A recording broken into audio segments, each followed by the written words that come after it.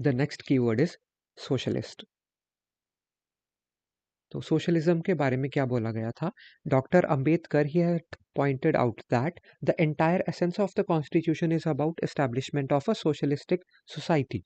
तो doctor B R Ambedkar ने बोला था, जब उनसे ये पूछा गया था कि सोशलिस्ट वर्ड को प्रियम्बल में ऐड क्यों नहीं किया गया ओरिजिनल कॉन्स्टिट्यूशन में, तो उन्होंने ये बोला था कि जो पूरा एसेंस है कॉन्स्टिट्यूशन का, वो सोशलिस्टिक सोसाइटी को इस्टेब्लिश करने के बारे में ही है।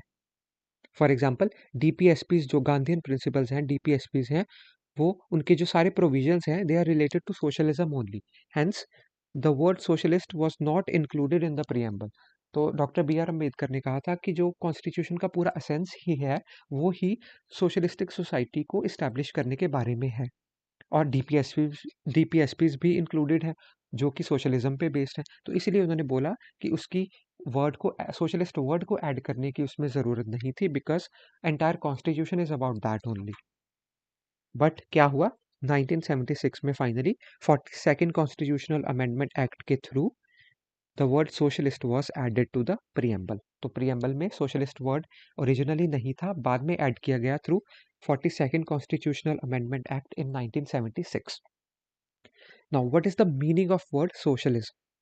सोशलिज्म का मतलब क्या है? सोशलिज्म जो है वो एम करता है to establish an egalitarian society. Egalitarian society ऐसी है जहाँ पे सब लोग इक्वल हैं और इनइक्वालिटीज नहीं है, where everyone has equal opportunity. So socialism का मेन जो मोटिव है, that is to establish an egalitarian society जहाँ पे हर एक के पास इक्वल अपॉर्चुनिटी होगी।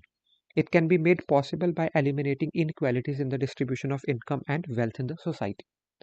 और सोशलिज्म कैसे अचीव किया जा सकता था? That is through eliminating inequalities. जो इनइक्वालिटीज है उनको हम लोग निकाल दें। सो इनइक्वालिटीज किस में? Distribution of income and wealth in the society.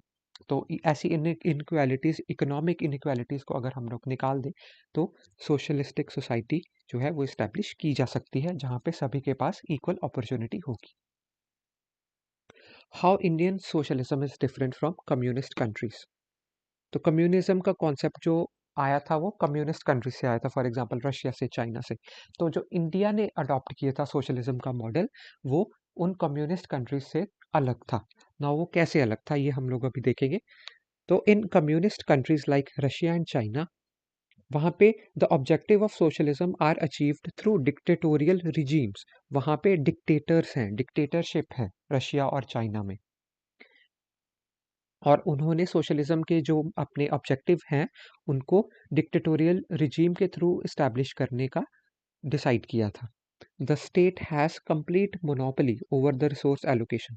मतलब जो रिसोर्स एलोकेशन है, रिसोर्स बांटने हैं, उसकी जो कंप्लीट मोनोपोली है वो सारी स्टेट के हाथ में है, प्राइवेट सेक्टर का रोल नहीं है। There is no private property. State can nationalise private assets. तो प्राइवेट प्रॉपर्टी का कॉन्सेप्ट उन कम्युनिस्ट कंट्रीज में नहीं है। तो जो भी रिसोर्सेज हैं उन पे स्टेट की ही मोनोपोली है, मतलब पब्लिक सेक्टर की ही मोनोपोली है। प्राइवेट सेक्टर का कॉन्सेप्ट उन्होंने नहीं रखा, और सारा कंट्रोल जो है वो स्टेट के पास है। ये था कम्युनिस्ट कंट्रीज का मॉडल। वाइल जो डेमोक्रेटिक सोशलिज्म है, जैसे इंडिया में है, उसमें क्या है? इंडिया में भी डेमोक्रेटिक सोशलिज्म है, वेस्ट में भी है। तो इंडिया और वेस्ट में इनका मॉडल क्या है? यहाँ पे both the government and the private sector they coexist as part of a mixed economy. तो यहाँ पे गवर्नमेंट सेक्टर भी है, पब्लिक सेक्टर भी है और प्राइवेट सेक्टर भी है। दोनों इकट्ठे हैं, दोनों को एग्जिस्ट करते हैं। और इकोनॉमी कैसी है? मिक्स्ड इकोनॉमी है, जहाँ पे बोथ पब्लिक सेक्टर भी है और प्राइवेट सेक्टर भी काम करता है। So this is how our democratic socialism is different from that of the communist countries. जो communist countries है वो private sector नहीं चाहती, वो चाहती है कि हर चीज़ पे state का control हो, और वो state control के through एक socialistic pattern of the society को establish करना चाहते हैं। While जो democratic socialism है इंडिया का और वेस्ट का, वहाँ पे गवर्नमेंट सेक्टर और प्राइवेट सेक्टर दोनों कोएग्जिस्ट करते हैं as a part of a mixed economy, और इसके थ्रू वो socialistic pattern of the society को इस्टेब्लिश करना चाहते हैं। Now coming on to the socialism in India. तो इंडिया में सोशलिज्म का क्या सिनेरियो था? फ्रॉम 1947 टू 1991 तक इंडिया ने स्ट्रिक्टली फॉलो किया सोशलिज्म को, with a focus on state led development. That is, state led development मतलब पब्लिक सेक्टर, जो गवर्नमेंट सेक्टर है, गवर्नमेंट के हाथ में उसका कंट्रोल होता था। तो स्टेट लेड डेवलपमेंट थी, गवर्नमेंट के हाथ में सारा कंट्रोल था। The private sector was controlled and regulated by the government. So India में जैसे हमने पढ़ा कि कम्युनिस्ट स्टेट्स की तरह ऐसा नहीं था कि प्राइवेट सेक्टर के पास कोई कंट्रोल नहीं था। इंडिया में प्राइवेट सेक्टर था, बट जो प्राइवेट सेक्टर था that was control and regulated by the government, and that control was through licence, quota and permit Raj. तो उस टाइम पे लाइसेंसेस जो थे और कोटास थे, परमिट्स थे, ये गवर्नमेंट से लेने पड़ते थे। तो गवर्नमेंट का स्ट्रिक्ट कंट्रोल एंड रेगुलेशन था प्राइवेट सेक्टर पे, बट प्राइवेट सेक्टर था। और जो मेन फोकस था 1947 से 1991 तक, that was for the state led development, that is through PSUs, public sector undertakings. Government की जो कंपनीज है, गवर्नमेंट लेड डेवलपमेंट थी यहाँ पे। However this model was not successful entirely and it led to the economic crisis in India. तो ये model जो था इंडिया में, ये अच्छी तरह से सक्सेसफुल नहीं हो पाया, जिसकी वजह से इंडिया में इकोनॉमिक क्राइसिस आ गए। तो 1991 से क्या हुआ, from 1991 onwards India opted for market led development. तो पहले थी स्टेट लेड डेवलपमेंट, जो कि गवर्नमेंट सेक्टर और पब्लिक सेक्टर के अंडर थी। अब आ रही थी मार्केट लेड डेवलपमेंट, जिसमें प्राइवेट सेक्टर का भी इंपॉर्टेंट रोल था। और ये मार्केट लेड डेवलपमेंट कैसे आई? थ्रू इकोनॉमिक रिफॉर्म्स लाए गए थे। This were known as LPG reforms, that is liberalisation, privatisation and globalisation reforms. तो एलपीजी रिफॉर्म्स के थ्रू इंडिया में मार्केट लेड डेवलपमेंट स्टार्ट की गई थी फ्रॉम 1991 ऑनवर्ड्स। तो ये अब ये मॉडल हमारे पास चल रहा है, जिसमें मिक्स्ड इकोनॉमी है, गवर्नमेंट सेक्टर भी है और प्राइवेट सेक्टर भी है। अब जो गवर्नमेंट है इन पे स्ट्रिक्ट कंट्रोल नहीं कर रही, so government is acting as a facilitator rather than a regulator. ये हम लोग इकोनॉमिक्स में पढ़ेंगे।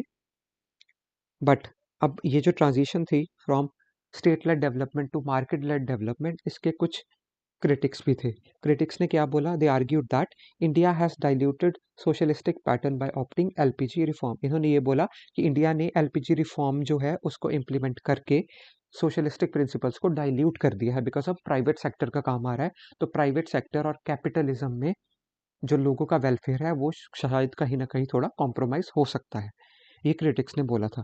पर जो इसके प्रोपोनेंट्स थे, जो इसके फेवर में थे, उन्होंने बोला कि this argument is not valid, as the objectives of socialism they can be achieved either through state led development that was before 1991 और through market led development that was after 1991।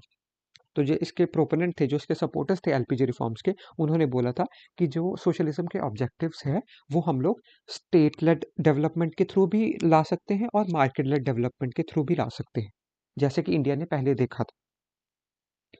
The socialism, it still remains extremely relevant in the age of globalization and privatization.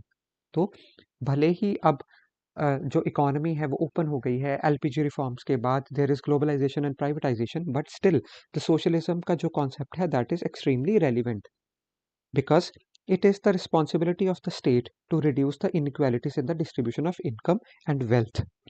तो all दो private sector आ गया है, but state की ये responsibility है कि वो इन इनइक्वालिटीज को कम करे। इन इनइक्वालिटीज को, inequalities of the distribution of income and wealth, इनको कम कैसे करना है? By investing in education, health, infrastructure etcetera. तो भले ही प्राइवेट सेक्शन आ गया है, लेकिन गवर्नमेंट की ये रिस्पॉन्सिबिलिटी है कि वो जो ये इनइक्वालिटीज है इन the distribution of income and wealth, इसको कम करे। और वो कम कैसे करेगी? By investing in education, health, infrastructure etcetera. तो इसकी एग्जांपल हम लोग देख सकते हैं कि पावर्टी जो है वो इंडिया में बहुत कम हो गई है from the time of independence अब तक, और साथ में जो इनकम है वो लोगों की इंक्रीज हो गई है आफ्टर द एलपीजी रिफॉर्म्स। तो ये एक पॉजिटिव साइन है कि एलपीजी रिफॉर्म्स ने जो इम्प्रूवमेंट लाई है। तो सोशलिस्टिक पैटर्न का जो कंट्रीब्यूशन था वो एलपीजी रिफॉर्म्स का भी था। Also the government of India has multiple initiatives and schemes for the welfare of the citizens.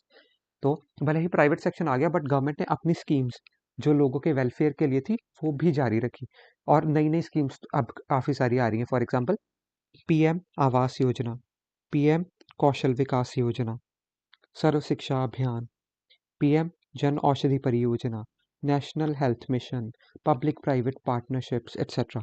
तो ये सब जो सारी स्कीम्स आ रही हैं ये लोगों के वेलफेयर के लिए ही हैं, सोशलिस्टिक पैटर्न के लिए ही हैं। So this is about the second keyword, that is socialistic, in our preamble.